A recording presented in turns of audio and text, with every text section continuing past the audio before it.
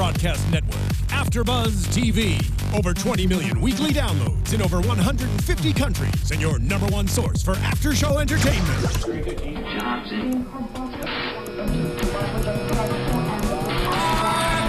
AFTERBUZZ TV, the destination for TV superfans. Producing aftershows for over 300 of your favorite TV shows, interviewing celebrities and showrunners, and bringing you behind-the-scenes exclusives. All thanks to E! Entertainment's Maria Menounos, producer Kevin Undergaro, and internet leader Akamai. Now, let the buzz begin! What is up, gladiators? Welcome to another episode of AFTERBUZZ TV Scandal After Show. This is season 4, episode 14, The Lawn Chair, and what an episode it was, guys. As always, your Fab Four here, starting with me, Emile Ennis Jr. Hey, what's up, everybody? I'm Kennelia. Hi, I'm Sofia Stanley. And I am Bamm Ericsen. And it feels like I just came from a funeral. Like, that episode really punched me in the gut. And I think the reason why it resonated with a lot of people and why it's trending on Twitter, even more so than normal, is because not only does it go back to old Scandal where they do the rip from the headlines approach, but this is literally ripped from the headlines even within this past week. So it feels a little too close to home, but it was a lot of things in there that need to be said. So let's go ahead and break it down. Well, I was going to say one thing that actually bothered me about this episode is, you know how each week how they only give you a split second of what the episode's about, and it's more about the hashtag. I felt this should have been an episode where we could have got a little more insight with the previews so that we can literally be waiting to watch this episode versus we watch the episode and, oh my God, this is what it's about. Like, I had no idea that it was going to be this based off of last week's little 2-second little teaser that they do. So I felt like this should have been something that I think they could have really had America watching, or maybe they the did world. Maybe they did that on purpose, because some people don't want to know that they're watching something like that ahead of time, because then they won't watch. So maybe it was a sneak attack type of strategy where, okay, let's just say, it's a regular Scandal episode, but then bam, this is what you're watching, and you're already watching it now, so you don't have any choice but to stay tuned. Maybe it was that. Not sure. Okay. I can see both sides, but I kind of like your side more. Okay. I kind of do too after you said it. Yeah. It makes sense. Yeah. And then it makes sense, too, because people who didn't watch, everybody's going to be talking about it, so then they'll watch, too. Yeah, I think we're... So we're going to start with the VP storyline, because now that Andrew is handicapped and disabled, and he's now out of the picture. So they said they can either convict him for what he did and then he can get impeached, or they can take another route, and since he's technically incapable of doing his duty, now they can fill that position with somebody else. Were you guys surprised at all that Fitz is actually sticking to his promise of giving Melly a candidate that wouldn't be able to be elected so that she can be the running mate when she's ready to be president? Well, I don't know if I was surprised, but it kind of bothers me. Mm-hmm. And from the standpoint of, from what I understand, Melly is an achiever. She's a very smart woman. When she wants something, she goes after it. And I know when people are running for president and politics come into play, there's a strategy. I get it. But for Melly to blatantly be like, basically, I want a sorry candidate so I can beat him, to me, that is taking away the fight that I saw in her. Because what's going to happen is that lady's going to whoop you. She's going to whoop you. Because if you're not willing or ready to go toe-to-toe with a real candidate, why are you even doing this? You can't go toe-to-toe with a viable candidate? Then what? So what are we doing? You going to run the country. I want you to run my country, but you're afraid to go toe-to-toe with somebody that might whoop you for real.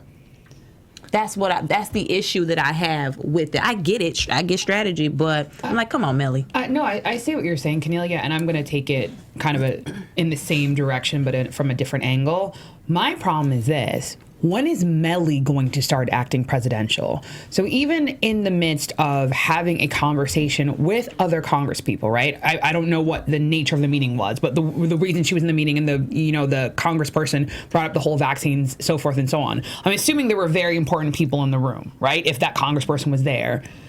Stop doing the facade of a first lady and actually get your hands dirty. Yeah. Like, have a conversation with people, number one. Number two, in the midst of the tragedy that's going on in your doorstep, the fact that you as the first lady haven't done anything, it almost seemed un-Melly-like, because Melly actually likes the spotlight. So where was she? So not even just the fact that she was trying to get rid of any potential Republican candidate, I just actually need her to start acting presidential. And this show is so realistic, and I think it's organic to her character, but it's not, because it's like, just look at two arguable first ladies who would fit the bill that Melly should be fashioning herself against, right? Or that should be her archetype. Hillary Clinton, who arguably is about to probably in the next 2 months announce that she's running for president of the United States of America, and has already actually, run before and was a viable candidate, and or Michelle Obama. Right? Even though Michelle arguably isn't running for president, or I don't think that is her game plan, I don't think anyone looks at Michelle Obama with the I'm gonna nix out certain types of people who are never gonna see them as anything other than whatever. Michelle Obama is an extremely intelligent, sophisticated, savvy woman, and does so in a way where she owns her womanhood. She owns her womanhood. She owns it. She's a mother. That's why she brought her own mother to take care of her kids. But she actually is competent. Like, I don't think we see her as a figurehead. Like, we don't see her like, oh, the only thing she's good at is planning the Easter egg hunt. She actually has a viable platform which is basically not just getting fit for children, but underpins Obama's biggest platform, which is healthcare. Number one. Number two, if in fact she did run, no one would think, oh, that's not viable. That's completely viable for an intelligent attorney to have the track record that she has to potentially run for president and or be a cabinet member. You're like making your face like Bam got his face scrunchy. I would love to hear what you have to say. I don't agree. And why don't you agree? With what part? No, Michelle, I don't. Hillary Clinton, yes. Michelle Obama, no. But she is. Why? Hold on. But Michelle Obama and Melly are not the same. It's just that Michelle Obama and Hillary Clinton, no. And I'm not going to go into that because I'm not going into my personal views because we're talking about Scandal. Yeah. But no, that just is what it is. Deal with it. Okay. Well, there's that. Go ahead. But listen, Melly, get in where you fit in. And I'm going to say this. Her husband finally is doing something to support the poor lady. Get in where you fit in, girl. I'm not mad. I think I'm not upset either, but I'm also on my road dog Cyrus's side. Because remember, Cyrus was like, you said that you wanted this to be the best. Like, I understand what you're trying to do, but aren't we past like just doing this pity shit? Look who's talking, Mr. Cyrus, Mr. Cheater of all cheaters. I mean, Cyrus. But that has nothing to do with the fact. I think this is the crux of the issue. The crux of the issue is all of these people, arguably, including Fitz himself, have sacrificed for what? For him to be a better type of president. For him to leave some kind of legacy. If all of a sudden we are negating his legacy and potentially jumping to Melly, that's a bad strategy. That's never going to happen. Period. Number one.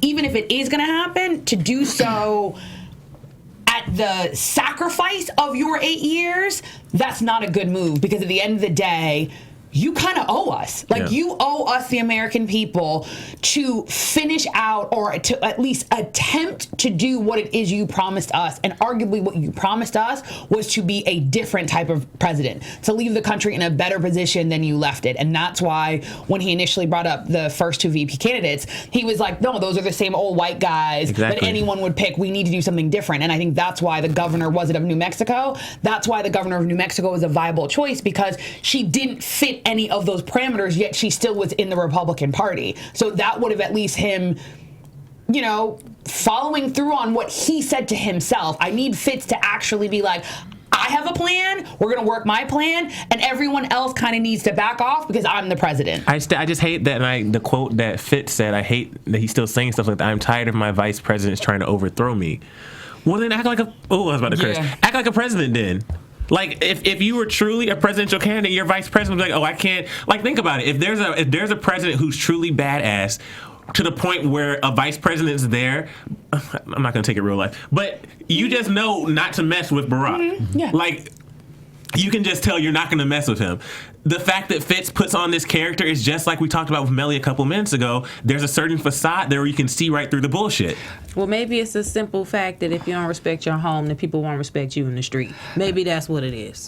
Good one. I was going to say that someone mentioned that, I think it was you, Sophia, that said, this can't possibly pan out great.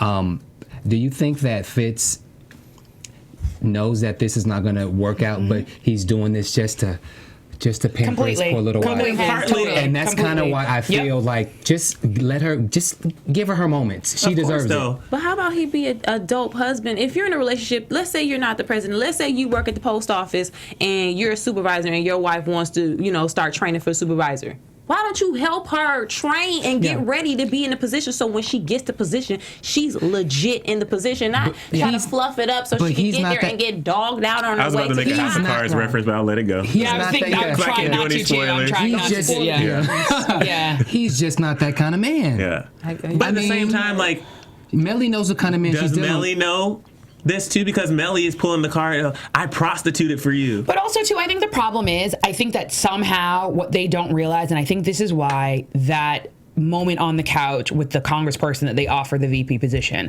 I think it was so telling, because what it showed is that Melly and Fitz are part of the problem. Hold on, can I stop you for a second? Y'all, look at this. Oh my God, why is he doing this every single day? Because been on point for 3 or 4 weeks now. But whose nails has been like this since that episode? Olivia Pope made me do it. Well, wait a minute, that's still the same? Yeah, that's still the same. Oh, okay. But you kept giving me so much, I was like, let me just go ahead for real quick. Go ahead. So that meeting with the congressperson, I think, was so telling, because what it showed is they have become part of the problem. Mm-hmm. They have become so entrenched in DC that they have no connection to real life. So the fact that Melly actually thinks that she could actually be president after not only going through a sex scandal, you also went through a sex scandal because everyone thought you were cold.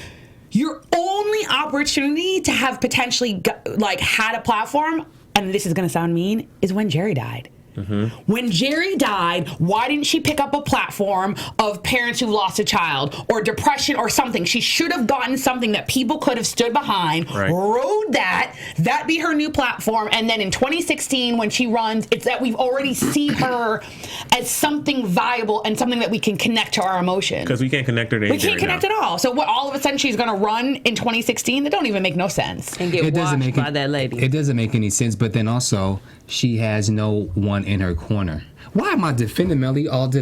Never go. We talked enough about the VP. Let us know what you think online, on iTunes, on YouTube, on Twitter, specifically on iTunes and YouTube. If you're watching or listening right now, make sure you click the thumbs up and leave a comment, subscribe, all that good stuff. Share with a friend or friends, family members. And then also on Twitter, make sure you tweet us, especially about this episode, because we're about to go in on this next part, which is the meat of the episode, the death of Brandon Walker. When we opened up, first, before we even get into what happened with this episode, I guess before we get into, but also towards the end of the episode, it was like after the intro, and then once we got into the juice of the episode and the real heart of it, until Olivia had that moment where she sat with David and she was trying to get David to sympathize, I completely forgot, wait, all these episodes ago, like, Olivia was kidnapped, he went through all those different things. But that's what I love about this show, is that it completely got us out of that mindset, because we were asking for something different. We were asking for something a little more realistic. We were asking for all these things, and they delivered tonight, I feel. Like, they delivered on so many levels. And so she's talking to Jake. She doesn't want to talk to Jake. She fakes being sleepy and tired. And then, which was hilarious. Haven't we all done that? Yes.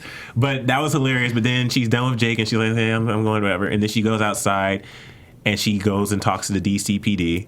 And then we see the situation at hand. Now, we had a little bit of a tiff in the room, because before we saw the whole episode, and I don't know if your opinion has changed, but I believe Sophia and I were on the same page, or were we? I think everyone except for me. Okay, well, I was just saying that because of the scene and what happened, and because it was literally a couple blocks away from the White House, within a reasonable distance, and in the same city, D.C., it's different than Ferguson or any of these other shootings that happened in real life, because not only are these other shootings happening, police shootings all around the city, but the fact that it's happening in the president's backyard, that takes it to another level. Right. But you were saying that you didn't think that deserved for David to step down. Yeah, and you were basically meaning in terms of the fact that the attorney general would, in fact, have actually showed up if Olivia called. So do you think that if this really happened in real life, that our attorney general would come down and do something about the situation? If she promised the attorney general there too. Well, Olivia spoke first before even going to David, number one. And number two, if this is a TV show, so sometimes you can't put your personal feelings aside, because just like in the real world, the workplaces become personal. Anytime, if I was David, anytime Olivia called me demanding that I do something with her background, this bitch. Ooh. Is literally what I would think, without realizing that sometimes when she's calling, she may be actually calling with the purpose and I need to jump on it. But for the fact of what she's done and how she's ruined this man's life, I would sometimes be like, you can't help to think how David feels because of what Olivia has done to him. Okay. But finally, he was able to, do the right thing. But the initial call, I can't blame David. And he was in a meeting with the president of the United States. So, Liv, the world does not revolve around you. I'm in a meeting with the president of the United States. And now you want me to do something because when Olivia Pope speaks, I gotta move? The world just doesn't work like that. Sorry. I'm taking the stance of like that, but not as straightforward as Bamm. Realistically, I just don't think. Well, when she called David and wanted David to come down there, the shooting just happened. The boy's father was sitting out there. They didn't even put the riot gear on. Realistically, I don't see the attorney general coming to a situation when it hasn't even escalated to a point where suits feel like they should make an appearance and diffuse it. Eric Holder, it took Eric Holder how long to get to Ferguson? You know what I mean? I think the way I understand things and the way I see them, people only show up when it's the last option, because you don't want people to think you're that accessible that when everything happens, you're going to be right there. Oh, this happened? I'm coming right here. This happened? I'm coming right there. Yes, we would like it to happen that way, but it doesn't seem like it does. So when she called David and said, David, can you come down here? I wasn't surprised that he said no, kick rocks. I wasn't surprised at all, because like Bamm said, him and Olivia's relationship, he didn't know what Olivia wanted, because every time something happens, one of her go-to stops is sometimes David. But in David's mind, if it were that serious to where the attorney general should have showed up, he probably would have known about it by then. Somebody would have said, the attorney general needs to be here. Something happened. You have to be here. So in his defense, he would have known if he needed to be there, if it was that serious to where he thought it was serious enough. I'm going to play devil's advocate, and I don't necessarily know if I believe this, but I can make this argument. I also think that from a strategic perspective, the attorney general, i.e. David, showing up in that situation could have made the situation worse. And the reason being is we live in 2015, and like we saw in the crowd, everyone has cell phones. Mm-hmm. If you have any type of a police altercation and you all of a sudden have arguably the most powerful lawyer in the country, it seems one of two things. It seems like they're taking sides. And so whichever way they're taking sides, so either they are there to support the police and then the crowd is going to get more restless, or they are there to protect the people and the police are going to get restless. It seems as if it cannot be handled any other way. So kind of piggybacking partly on what Kennelia was saying. Ooh. Is at that moment when she called, it hadn't escalated to the point where you need to bring someone in. And by bringing someone in, it actually gives the appearance that things have in fact escalated to such a degree that you need to bring in the U.S. Attorney General, not just the local Attorney General. And I know it gets a little bit tricky when you're talking about the District of Columbia, but arguably it's not as if he's the attorney for D.C., he's the attorney for the country. Yeah. So I think that, she overpromised. And yeah, she overpromised for all the reasons that we've said. Did you guys feel like the father pulling the shotgun out and firing was realistic for the emotional impact of his son being shot? Or real talk, I think if he pulled the shotgun out and fired it and they didn't shoot and kill him, I think that was unrealistic. Because if he fired, from what I believe, if he would have shot that shotgun and that many police officers were there and it were just a shooting, doesn't that give police right to shoot back if they hear a shot? Because there were too many police officers to be responsible for every single one of them and what every single one of them did and how every single one of them interpreted. So him not getting shot after he shot the shotgun. And the only reason I'm going to disagree with you, and I just need to have a moment because I just need to say that I'm going to take an L on this episode. So if anyone wants to say that I was lackluster, I was anything, it's because I think, like Emile said, this episode, I think, hits way, way, way too close. So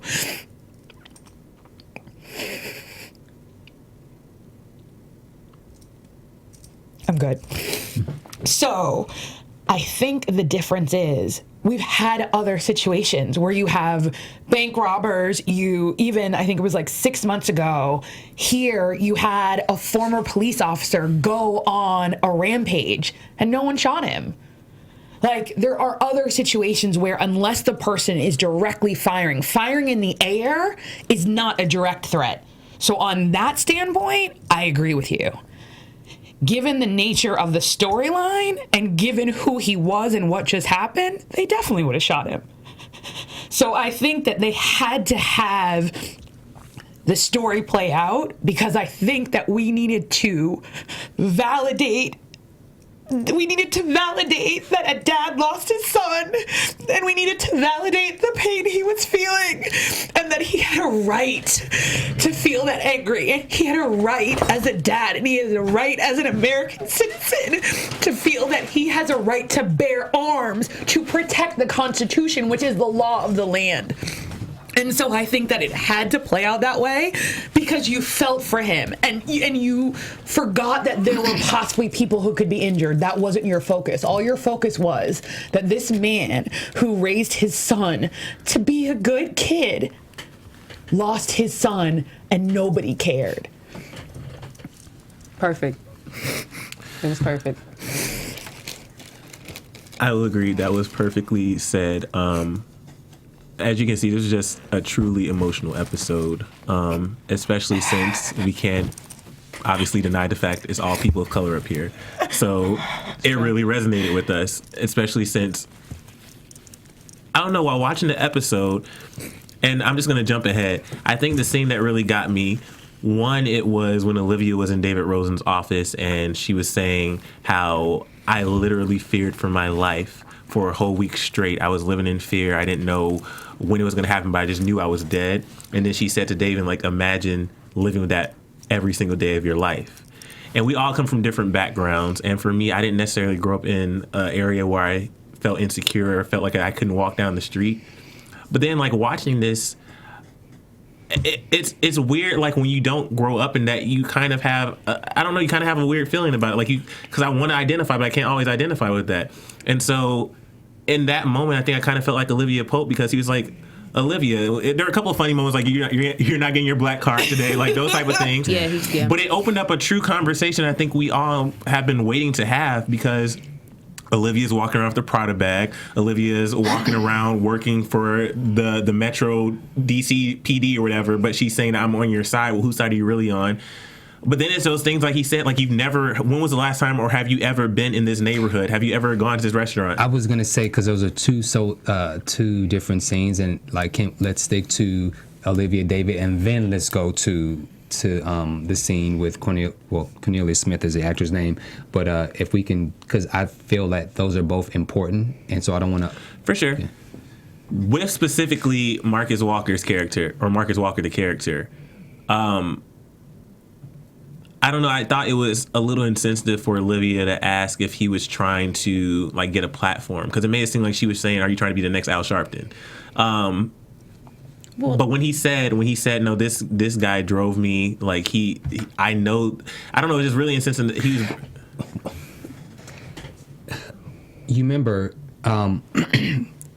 Olivia was literally getting back into Olivia Pope, asking questions and trying to figure things out. So I didn't take it as her being insensitive. I just took it as this was kind of like her way of trying to get back into Olivia Pope, and she's trying to forget about what she's gone through these past couple of weeks, and she was just trying to do her job. And when she realized that she was out of line, he checked her. Well, I took it more as Olivia is trained to do what she does. Right. She grew up a certain way. She's educated.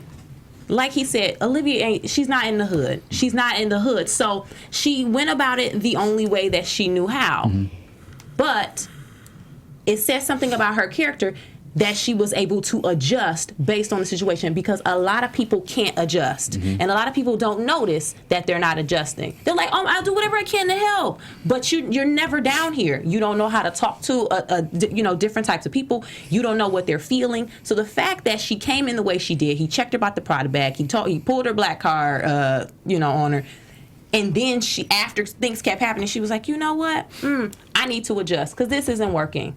And I understand where they're coming from. She was able to stop, look at the situation, sympathize, empathize, and then put herself in their shoes. And then she ended up crossing over to their side to be, she was behind the protest lines. She understood at that moment. So I give Olivia that, because a lot of people can't do that. They refuse to do it. They don't know how to do it, and they don't want to do it because it makes them uncomfortable.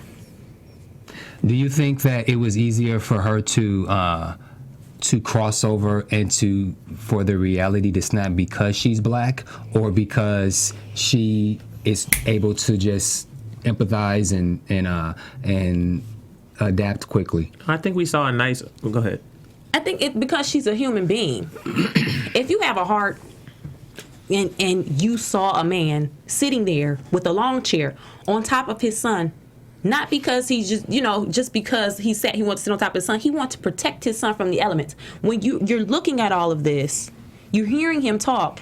Anybody with a heart and with a mind, and can put the heart and the mind together and realize that you need to do something different, would have done what she did. Yeah, she's a black woman, and that probably played a part in it. But if you are a human being and something like this happens, Either you gonna stand up and do something, or you gonna sit back and do nothing. And she stood up and did something. So and I totally agree. And I think that's why when you watch the scene and she goes on the other side and she joins the protesters, she's nervous. Like even though she's chanting, she's nervous, because you can see her brain thinking about the rationale of what could possibly happen. Because I think she did it for two reasons. One, she did it because she's hoping that as Olivia Pope, the police chief wouldn't do it, because that could possibly blow up in a completely different way. There's another part of her who realized at that moment, and I think that this happened in this moment and a beat before when she was talking to Marcus, she realized in this situation, the Olivia Pope wasn't effective. Yeah. And I think that instead of trying to control the narrative, instead of trying to control the situation, instead of trying to fix it, I think she actually literally put on her white hat, which is she felt like a human being, and she decided to actually act upon the fact that she is a fixer. And if that means she couldn't fix the situation, she needed to stand on the side of right. And if it meant that they were going to tear gas and they were going to go through, then that's what she had to do. And I think that when you look at her demeanor and her posture, it wasn't her normal defiant Olivia Pope. She was scared, but she was willing to take that risk no matter which way it went. And I think we saw a nice progression of her character in this episode, of going from being that confident Olivia Pope to realizing, oh, wait. And I think, like Sofia said, it happened a beat before with Marcus, but also with the father, because he said, get him, I used to say to myself, get him to 18. And for some reason, that line, as a black man, that line, did your father say that to you ever? Because growing up in the South, my father's like 70-something years old, so he has way more experiences with segregation and all those different things. But he used to say things like that. But to me, because of the way I was raised in the neighborhood I grew up in, I never quite understood it. I didn't live in fear. But when he said get him to 18, he said make him a success. Make him believe that all his hopes and dreams can come true. And when he said I put a University of Maryland sticker on my truck so the cops wouldn't think that he's a thug without a future. Like that whole scene, I don't know, this episode, that scene just hit a little too close to home. The fact that regardless of your education, regardless of whatever accolades you have, regardless of anything you've accomplished, who you're married to, in these situations, it does not matter. You are still just a black male to some of these officers who has no value. You're not a human to them. Like, you just have no value. And I think that's so hard for me to believe. And while watching this, and this is what I was getting to earlier, but while watching this, it's hard, I think, and this is why I think Olivia finally saw it. It's hard sometimes for you to see it in you, but you have to think of somebody else. So Olivia finally saw it in that young man on the ground dead.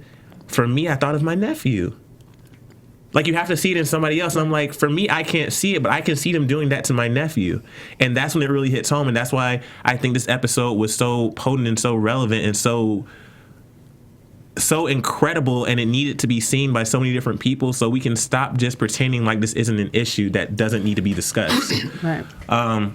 In addition to the scene where he was speaking about wanting to get the son's 18, to answer your question, I don't know. I've never had that conversation with my dad, but I've had it with my kids. And what was the most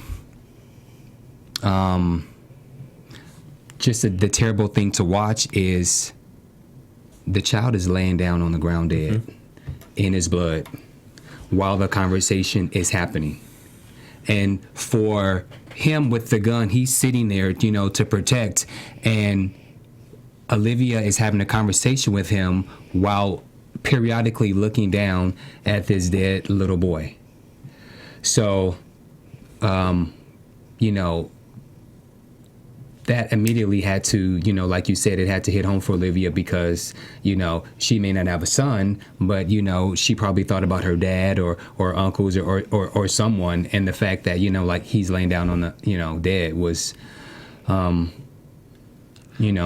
it sucks. And I think the reason why it even hit even harder after that scene was, and I don't know if it was before or after, somebody let me know, it was when he was saying, I know that I'm either going to end up in jail or I'm going to end up dead. There's no other outcome. Was that before or after that scene? It was in the same conversation, but it was just a little later. But it was hard to watch that scene because as he was talking to her, there were still guns being pointed at him like the whole time while he's just trying to have this moment with Olivia. Well, for me, that the shooting the gun in the air, for me, I felt was a little unrealistic, and I thought that was pushing the edge for the sake of TV. I don't think he would have shot the gun, and if he did, I thought he would have been straight dead on the ground if that was to happen. But I think for the sake of TV and being able to push envelopes, I thought that was why that happened. But I just blanked out. I think one of the things and it's not necessarily connected to what we were just saying, but it kind of is. I think that also what happened for Olivia is it was the first time that I think that you had someone else control the narrative, right? Because arguably that's what Marcus was. Marcus was also a fixer, right?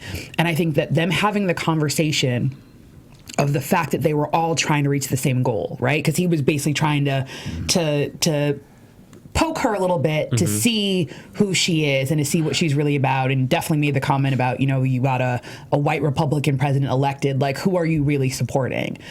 I thought it was very important for her to say that we're all trying to get to the same end goal, we're just going about it in different ways. However, I think when she says that I'm choosing like a less resistant path, I think that in that moment when he again didn't back down, number one, and number two, was basically saying, no, this situation shouldn't be diffused. And when she was saying, you basically don't have like money in the game, arguably, he was like, I do, because not only is this my neighborhood, but I think that the reason that they had to give his credentials was arguably someone who graduates top of their class from Georgetown, regardless of where they came from, could arguably go the path of selfishness. And I don't mean selfishness in a bad way, right? Because I was going to point at myself, but it's not important because like what I do for a living. But selfishness isn't necessarily bad to basically say that I'm going to support myself and or my family, and I'm going to make the most amount of money or to make the best decisions for my family. It is a completely different situation when you have that option and you consciously choose to do for the people. Right. Like Barack Obama. Right. So I think that at that moment she realized, wait, is my path better? And not with judgment, but she thought about it. And then she realized that by possibly fixing the situation, we would have never known what happened. Right. It would have literally been the narrative of the police officer that you have a young punk who pulled a knife for no reason on a police officer instead of a young child who had a future ahead of him, who simply bought a cell phone, was geeked like we all are when we have new cell phones, holding the box like, yeah, I'm about to go home and download apps. And when you stopped him and you asked him and interrogated him because you felt that there is no way that this young man could have something if it wasn't for the fact that it was stolen, all he did was pull out a receipt to show you that he bought it. If Marcus and the dad, if the dad hadn't done what he did, and if Marcus hadn't kept the situation going, i.e. keeping the neighborhood there and keeping the media on it, we would have never got to a just conclusion. Yeah. And so I think that what's going to happen is, and we've seen it, is I think that we arguably are going to have an Olivia who's going to start to question a lot of things. She's really going to start to question of whether or not she actually wears the white hat. Because again, going back a little bit to the beginning of the episode, here she has done all these things for a president who, what has he done? Nothing. Granted, the scene at the end in the Oval was powerful, but still, what did he do? He didn't make an announcement. He didn't send his attorney general. It was really, David went as David, as the attorney general, not at the behest of the president. I think she's really going to start to question her actions and the role that she plays in controlling the narrative to potentially, push things under the rug. Because that's really what she does. She doesn't actually fix things, and I don't mean to be disrespectful. She just changes the narrative, which is different than actually fixing situations. And I think that that's what this case, this is what this situation, and that's what I think Marcus symbolized. Because arguably, other than what's the first episode, another woman with Elise Neal, it's the only other time that we've had someone come toe-to-toe with her, and she actually had to back down, right? So, I just want to hear your thoughts on the scene with the officer. We saw that OPA did their research. She got David to get the subpoena so they could get the footage. They saw the footage and they saw that something was up. And then she finally confronts the officer, Jeffrey, if we want to give his full name, and basically goes head to head with him and tells him what really happened. And he does this long thing about respect. He says that Brandon Parker is dead because he didn't have respect, questioning me. What did she say? She said, they're like you. And she said, what do you mean, us people? They just take what they want. They are taught to question, to disobey me. There were 84 murders, but how many of them were black on black crime? But somehow I'm the animal. They teach him y'all, I can't read my notes. I'm not even trying. He basically said, he's like, they even teach the babies to disobey me, to hate me. And so now, this is where this hit home for me because as a person of color, or for myself, I tend to be fearful of officers because when you're pulled over, sometimes we're pulled over, we're told to, put our hands or get down or just things that doesn't typically happen to other ethnicities. And so we don't even have the opportunity to get our driver's license out, show our registration, ask, is there a problem? In instances where that is what happens, like, oh, is there anything wrong, blah blah blah, But for myself myself and my sons, we've dealt through this driving literally in the car where we can't even say hello before we're being pulled out of the car to sit on the curb, run the driver's license, be asked 25 questions, and then they ask us again to try to trick us. Well, where did you say that you were going, and where? And you have to go through this whole rigmarole when the reality is we do actually have that right to say, is there something wrong, officer? Why am I being pulled over? And then the fact that this cop is trying to have the audacity to say that I'm being disrespected because my authority is being questioned. Yes, bitch. He has every right to ask, why am I being pulled over? Why am I being bothered? But as a person of color, we tend to fear because we don't get the opportunity to ask questions or even show a driver's license. It's literally, you fit the description of something, blah, blah, blah, and then next thing you know, we're sitting on the curb and they're trying to run our plates, and then if your plates and everything pans out, they'll still have you sitting down on the curb for like almost an hour till they can try and figure out what to do with you. So it fucking sucks. That scene, we're put in certain situations. Certain people are put in certain situations, and some people aren't put in certain situations because they can't handle it. The first thing I said when he went on his little rant was, punch this dude in the face. Punch this clown in the face.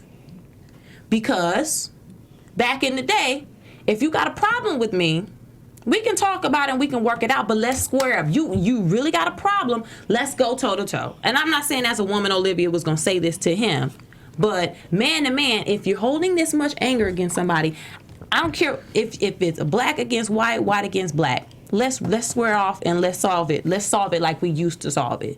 But the fact that he didn't care who was around, or he wasn't trying to sugarcoat it, that's a level of entitlement that I can't understand. And I'm the type of person, I don't need to be put in that situation because I can handle it. I'm not saying I'm a goon and I'm just going to just let the chopper spray on everybody in there, but I can't deal with that. That was too much for me. That made me angry. And I think what made me a little more angry is that everybody just sat there quietly and nobody said anything. So nobody got nothing to say, or nobody turned their back. Yeah, you ain't got nothing to say. Nobody turned their back. Nobody did nobody said nothing. I took it as they were letting him dig his grave, because he was basically showing his ass that he's a racist prick. But not just that, and I think this is where I think this.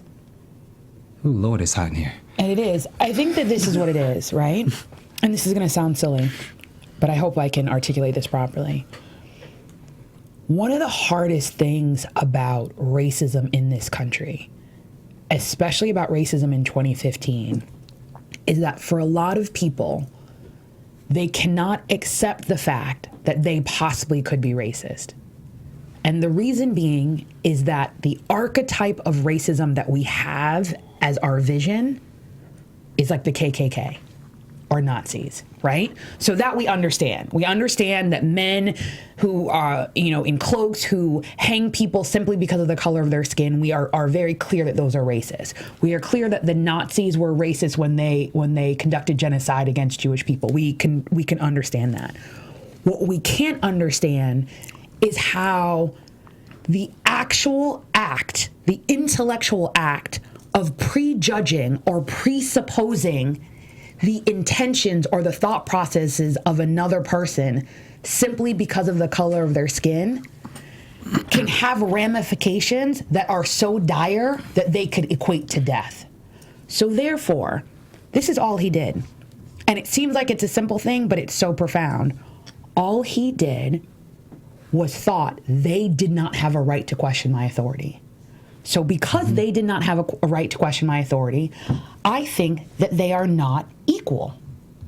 They are not a whole human being who has the protections of the laws of America, that as Americans, unlike arguably any other democratic society, we were founded on the basis that we should always ask why you are doing something, because that is why we are different, and that is why we are democratic. By the fact that that small shift, that someone does not have a right to ask you why you're stopping me, why you're harassing me, why you're doing any of those things, then leads you to view the person as less of a human being. And when they are less of a human being, it is easier for you to harm them. When it is easier for you to harm someone, then it is easier for you to kill them. The fact that in that moment he said, the blood is not on me. He didn't say, I feared for my life. He said he died because he disrespected me and he disrespected my authority. That literally, and I think they have done a brilliant job, that literally is the harm of racism. Because when we no longer view each other as human beings, that every human being has the right of liberty and happiness and to walk down the street, and if an officer says, what are you doing? Do you know why I have a right to stop them? Because they have to have probable cause. It's constructed in the law of the Constitution that you as a human being have a right to check government.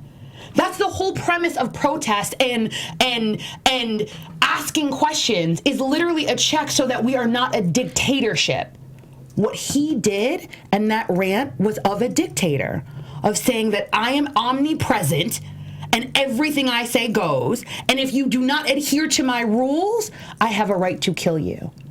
I know it may seem for a lot of people that I'm stretching this, but I need anyone listening to this. That is what happens when we do not admit that we all are susceptible to racism.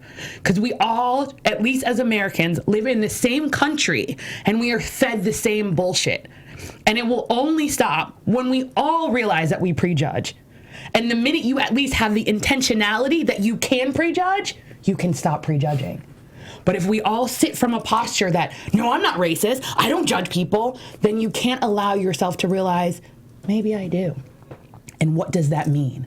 What does that mean on how I make decisions? What does that mean in how I view other people, I act upon other people? Or just like Kennelia said, that I no longer can connect to the humanity of a parent who lost a child. You better talk that talk. I cannot cry again. I can't so cry again. We are going to go ahead and wrap this up with. I just want to, just two things. The guy who played Marcus is an actor friend of mine who he used to be on All My Children. His name is Cornelius Smith Jr. and he's been getting a lot of love on Twitter, and his Twitter handle is at Cornelius SJR. So That's who played Marcus? Yeah, and so if you think he did a great job, be sure to tweet him and give him props to that.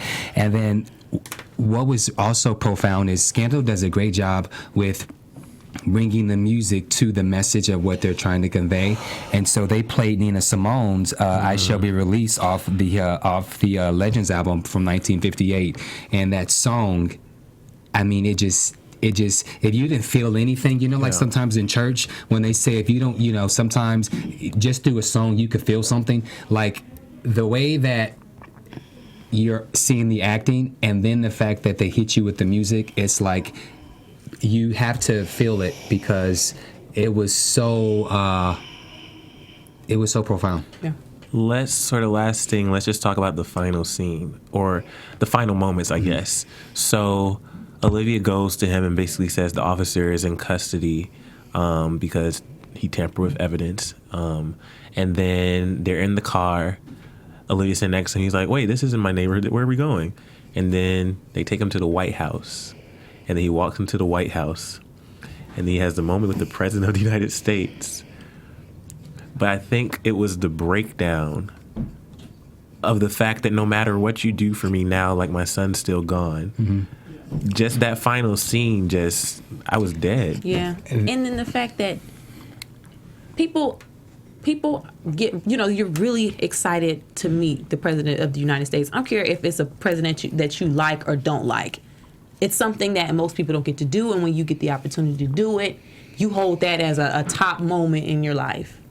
The fact that he was only there to meet the president because his son got shot, that's what did me in. Because he wasn't there because, he was a great dad and his wife died of breast cancer. He ain't make no speech, nothing. Right, he was a stand-up dude in the neighborhood, and he was, he was there for people in his community. No.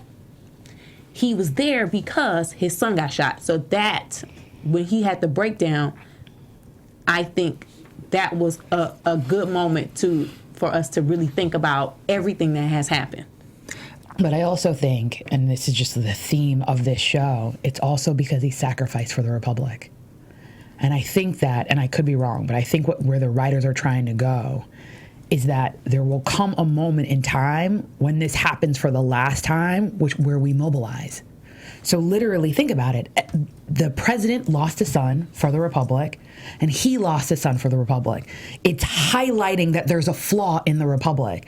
And by David, literally taking control of the case, arguably what it's showing is that potentially we can move forward, but there's always sacrifices to be made. And that's ironically why he was there, because he actually was a good dad, and he did do what was right, and he had to sacrifice his son for potentially all of us to live in a better country. Now that's really good, because that's where now the me comes back to reality and was like, okay, that was more sensationalized. That was more for the sake of TV. I didn't find it to be realistic at all. But I will now change my opinion based off of what you said, Sophia. So yeah, and also too, and again, I think the reality of this show that they've always, and I think it's part of the reason that we love the show, they've always pulled from the headlines.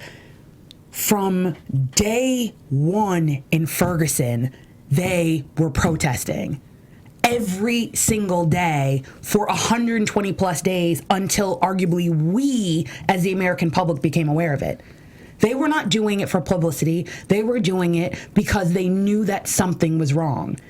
It is not a coincidence, and I don't know about the timing, and I have to have a moment where I don't know if it's divine intervention, that this week the Department of Justice comes out with the report of Ferguson of systemic racism and harassment and abuse of police officers, of people, black and brown people in that region of the country. That's just one report. Yeah. So at the end of the day, some of those protesters have actually met with the President of the United States of America. Do we always know about it? No. I would hope, and I don't mean just Barack Obama, or it doesn't matter if it was George W. Bush, and it doesn't matter if it was Clinton, it doesn't matter if it was a Republican or a Democrat, but I would like to believe that there are certain instances when certain things happen that touch on our humanity, that the President of the United States of America, like Kennelia said, whether or not we voted for them or not, touches on people's humanity, because they know that the title and the office of the president can potentially soothe their soul. Yeah. So I live in, even if it's just my own fantasy world, that I need it to be realistic, if that makes sense. I'm not saying it's not, but I need it to be. Well, let us know what you think online. We'll give you our Twitter handles later. But before we go to predictions, let's talk to Kennelia for a cold piece of the week.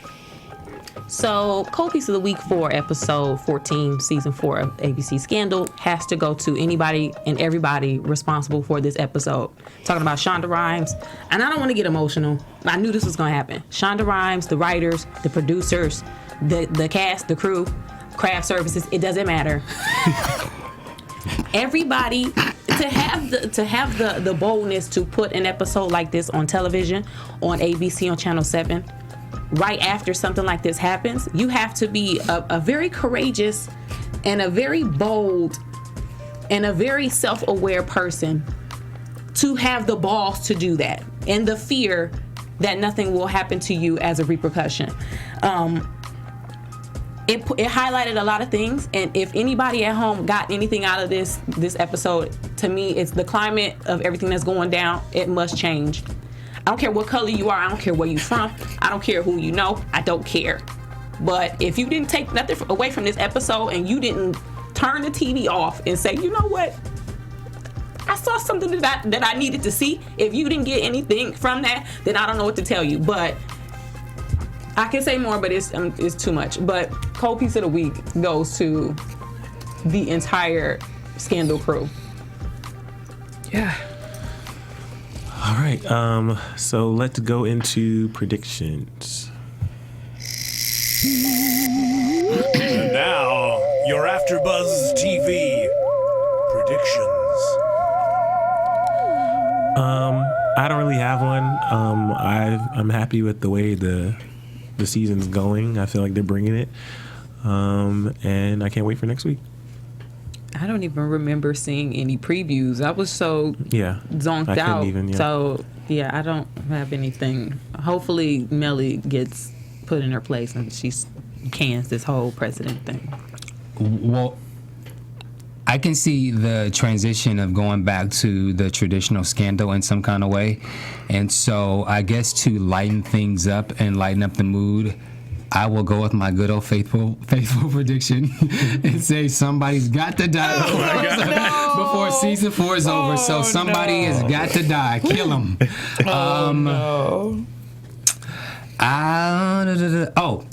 Portia de Rossi. Oh, that's what you're killing off? Yep. Okay. Yeah, I don't have a prediction. But do we have a little bit time for me to just do a quick Oh my gosh. moment? I know. We got to bring it back down again. And I didn't know that this was going to be an episode like this. But we just want to dedicate this episode to a gladiator who passed away last weekend. And her name is Casey. And her Twitter handle was CaseGA11.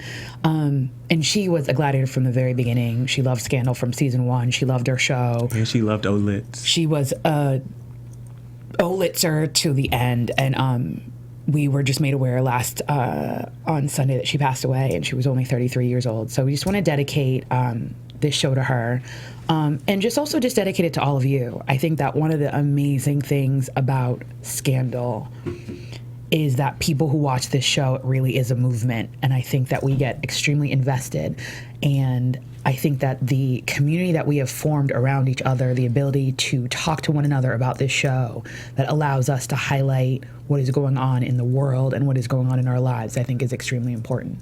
So just reach out to everyone. We love that you guys watch. So just, love each other. Whoever is in your life, tell them that you appreciate them, that you love them. And we really appreciate you guys for watching and letting us kind of just share with you today. All right, so we're going to go ahead and close out. Where can we find you guys on social media? You can find me on all social media at Bamm Ericsen. Sofia Stanley, all social media. At Kennelia, all social media. And at Emile Ennis Jr. Guys, thank you so much for joining us again today for AfterBuzz TV Scandal. We will be back here next week and every week. And we love you. Thank you so much for watching.